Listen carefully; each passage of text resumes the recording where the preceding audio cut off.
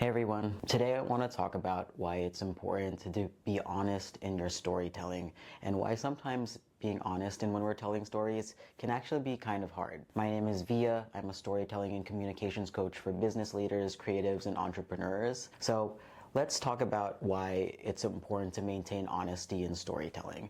The number one reason is because audiences, listeners, other people who you're telling your story to naturally gravitate towards specific parts of your story, and we can only really reach that level of specificity if we're speaking from direct experience. So honest things that go on in our lives and that we've experienced that contribute to the nuance and the color of the story that we're trying to tell. Part of why it is so difficult to do this is because of what honesty actually means.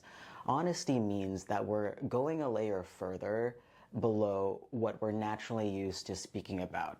So if you're someone who's interested in storytelling or public speaking or putting more of a media persona out there, you've probably been trained or socially conditioned either through your job or through your experiences with other people to speak in a way that is a more filtered down, palatable version of what it is you actually want to say, which is perfectly understandable because no one ever wants to, alienate everyone. No one ever wants to offend anyone unless that is something that you're trying to intentionally do. If that's the case, this is the wrong channel for you.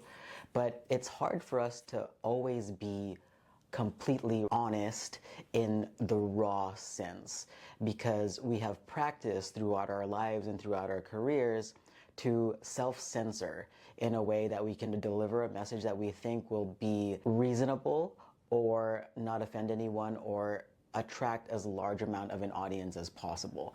But what happens when we do that is we end up giving really vague and boring stories. If you're in the business world at all and you've ever worked with consultants, there's something that's called a consultant non-answer, where you ask somebody a question and there is a clear answer. You know that there could be a clear, concrete answer to that question, but you get it depends, or like maybe, or they say a bunch of words, but it doesn't quite land on an answer that you can actually take away and do something with.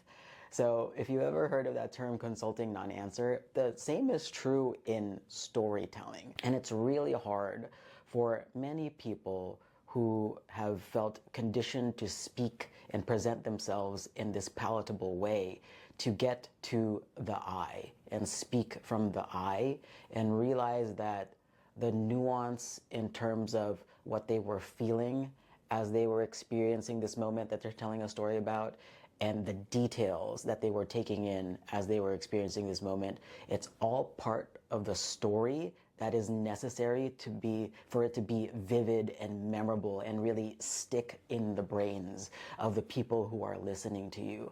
And it takes a while. Whenever I'm working with clients and they're drafting their stories, I often have to go through their drafts if they're submitting something in writing or if they're recording something and I'm listening to it and reviewing it.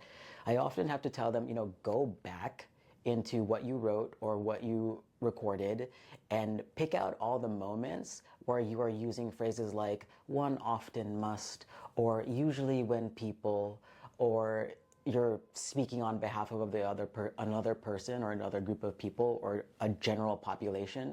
Go back to all of those sections of your story and start each sentence off with an I. Like, tell me how you experienced this situation. Tell me how you felt. And that is what is going to ultimately resonate with people, is that honesty, that internal world that was going on as you were experiencing this moment in your external world. That internal and external world merging creates the full picture of the kind of story that really resonates with people. Because whenever you're up there on a stage, as much as people want to hear great stories, they want to know about how that storyteller was processing that moment as they were experiencing it. And that's what really adds color and attachment to the words that you're saying while you're on a stage or on a podcast or you're speaking in front of media. So really going through that exercise of speaking from the I.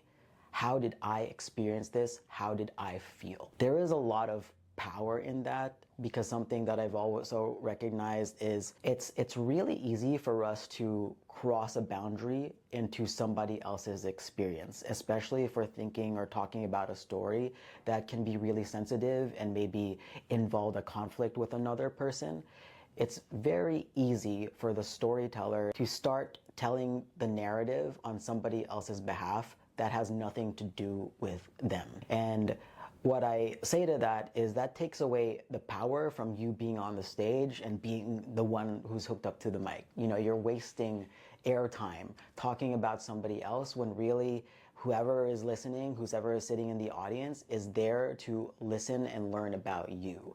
So don't waste any second while you're speaking focusing on another character unless it is a person that has had a really, really distinct influence on your life trajectory and your personality and how you think about the world. If it is a positive, it doesn't even really have to be positive, but if you believe that there is a character that is instrumental to your story, of course you can include them, but you don't have to go through an entire narrative arc through their eyes, because that's going to take away from what we're really here for, which is your story. So really learning how to be honest and peel back the layers about what it is you are actually thinking and feeling is really a key part of storytelling. And I don't want to sort of glaze over how difficult this can be, because again, like I said, if you have spent years of your career and your life learning how to be safe with your words, it is really hard for someone to move into that space where you have to relearn how to speak about yourself, especially if you've gotten praise and positive social conditioning for saying things a certain way, or making things seem like they're for the benefit of other people, when really deep down you have your own thoughts and feelings about the situation, and if you were left to your own devices, you would deliver the message in a completely different way. And even though that safety of using language that you think other people want to hear gets you far and makes you influential up to a certain point, you don't end up being that memorable of a storyteller, because when you are vague, you are probably using language that other people also use, which means that people are probably agreeing with you because you're just enforcing a message that they've heard before. But what makes you memorable, what makes your name known, what makes your story stick, is when you are honest about yourself and how you think and feel about something. That's when people's minds start to attach your message to you, is when there is something specific in how you tell your story that either surprises them, that they emotionally resonate with, that makes them feel connected to you, that ultimately gains you followers and more of an audience and more of a stronger personal brand. I find this very common, unfortunately, with a lot of women and people of color, anyone who is a part of a marginalized communities and people who aren't used to being asked, like, hey, what do you think? Like, how are you really experiencing this? Which is why I'm so passionate about this. I think everyone should learn how to do this, but it takes an extra layer of effort for people if you belong to a community where you haven't necessarily always been asked for your truth. I think there is a lot of vulnerability to getting to that dimension of the story that you're trying to tell. It's like, what do you believe about what you're talking about? What do you feel, or how do you feel about what you're talking about? What part of you still exists that is rooted in this moment that you are describing through story? And give us the entire arc of the journey, the details, the thoughts, feelings, emotions, the barriers that took you from where you were to where you are now. I want the internal world and I want the external world too. And it's your job as the storyteller to merge both worlds. And that is what captivates an audience. It's that merging of that internal and the external. But in order to get that merging that feels organic and it feels authentic and it feels real, we first have to learn how to be honest.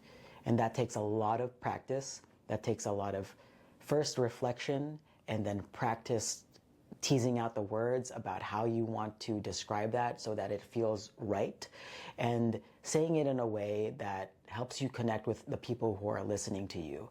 You know, what is the underlying human to human connective factor that helps the audience feel the honesty and the vulnerability in your story? And I know that sometimes people can get really scared about the word vulnerability. Vulnerability doesn't mean that you share your deepest, darkest secrets if you don't want to. It doesn't have to be a sad story. It doesn't have to be something that is extreme. It just has to be honest. And it has to be honest in a way that we don't typically see most other people doing when they are playing it safe with their words and their presentation.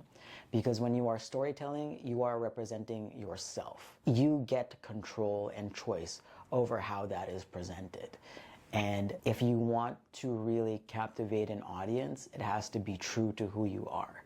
So digging into that honesty and getting clear about what are my words, how is it that I really feel, if I were left to my own devices, if I wasn't afraid of judgment, if I wasn't afraid of what other people would think or say, if I didn't have a target metric in mind, how would I go about sharing this story? Who am I at my truest core, and how do I want to speak and present myself when I am being all of myself and honest? That is something that I think is really key in storytelling, is getting to the root of that honesty. So I'm going to continue to talk about this. I think it's a really big part of storytelling in a way that sticks. So if you want to learn more, please like and subscribe to my channel. I'm going to keep on posting videos. I also have my website linked in the description. But until then, it's really great talking to you. I hope that you continue building your story in a way that feels authentic.